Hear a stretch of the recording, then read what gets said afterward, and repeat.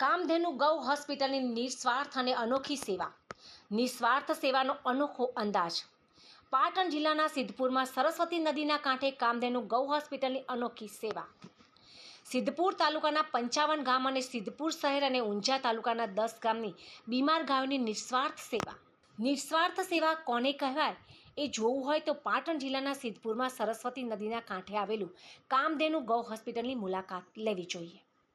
પવિત્ર નગરી સિદ્ધપુરમાં સરસ્વતી નદીના કાંઠે આવેલી છે. આ છે કામધેનુ ગૌ હોસ્પિટલ કે જ્યાં સિદ્ધપુર તાલુકાના 55 ગામ અને સિદ્ધપુર શહેર અને ઊંઝા તાલુકાના 10 ગામની બીમાર ગાયોને આ હોસ્પિટલમાં લાવવામાં આવે છે અને તેમની દવાઓ ઉપરાંત ઓપરેશન પણ કરવામાં આવે છે. સાથે સાથે કોઈ કોલ કરીને આ હોસ્પિટલને જાણ કરે તો તેમની એમ્બ્યુલન્સ પણ સ્થળ પર પહોંચીને પણ અવિરત સેવા કરવા 24 કલાક તત્પર હોય છે. જ્યારે આ ગૌ હોસ્પિટલમાં હાલમાં 131 ગૌમાતાઓ હયાત છે. આવી ગૌ હોસ્પિટલ અને ગૌશાળા કે જ્યાં માત્ર બીમાર ગાયોની ખૂબ સુંદર રીતે સેવા કરવામાં આવી છે. જ્યાં રૂબરૂ મુલાકાત લેતા જાણવા મળ્યું કે આ ગૌ હોસ્પિટલને સરકાર દ્વારા કોઈ ગ્રાન્ટ મળેલ નથી અને માત્ર લોકફાળો અને દાતાઓ પર જ નિર્ભર આ ગૌ હોસ્પિટલ ચાલે છે. આ ગૌ હોસ્પિટલનો માસિક ખર્ચ આશરે 7 થી 8 લાખ રૂપિયા થાય છે તેવું આ ગૌ હોસ્પિટલના મુખ્ય સંચાલક ટી.ડી. ઝાલા દ્વારા જાણવા મળ્યું છે. આજના ફાસ્ટર યુગમાં આવી સેવા કરવી કોઈ ખૂબ જ કઠિન છે.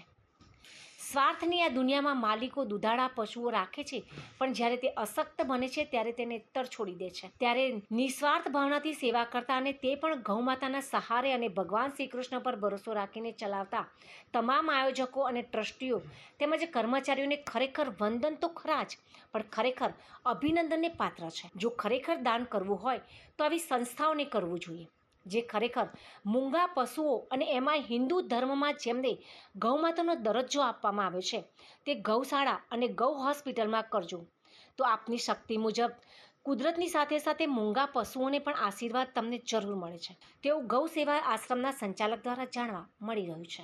તમે કઈ કઈ સેવાઓ આપો છો? અમે ગૌમાતાના જમવાનું, દવાનું, પડખા ફેરવવાનું, મતલબ જે થાય એમની બધી સેવાઓ અહીંયા આપીએ છીએ.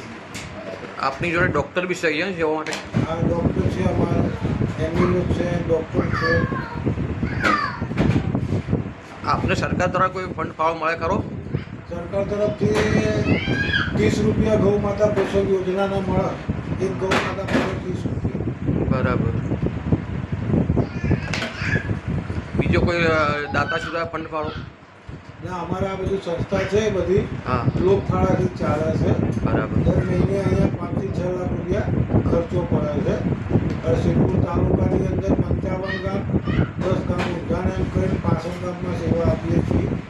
કોઈ બી અમારો હેલ્પલાઇન નંબર છે, હેલ્પલાઇન નંબર પર કોઈ બી એમનો ફોન કરે તો અહીંયા ગૌ માતાનો અકસ્માત થઈ ગયું છે તો દર હેલ્પલાઇન નંબરમાં અમારી ગૌ સેવા રથ છે ત્યાં આગળ જઈ એ ગૌ માતાને અહીંયા લાવી અને અહીંયા સેવા કરે. ડૉક્ટર મારફતથી સારવાર થતી એ બધી અમે આપીએ.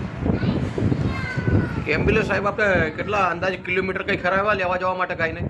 સિદ્ધપુર તાલુકો, આપણે સિદ્ધપુર તાલુકાની અંદર જેટલા ગામ આવે બધા 55 ગામે બરાબર. આ બાજુ અમે જે ભાંડુ ઉધી જઈએ, આ બાજુ કેરીવાળા ઉધી જઈએ. એટલે આપણા અંદરમાં નહીં આવતા તો એ કરીએ એ હાઈવે પછી. આપનો પરિચય? મારું નામ ડી.ટી. ઝાલા, દિનેશજી તલસેનજી. આ ગૌશાળાનો હું સંચાલક છું અને પ્રમુખ બી છું.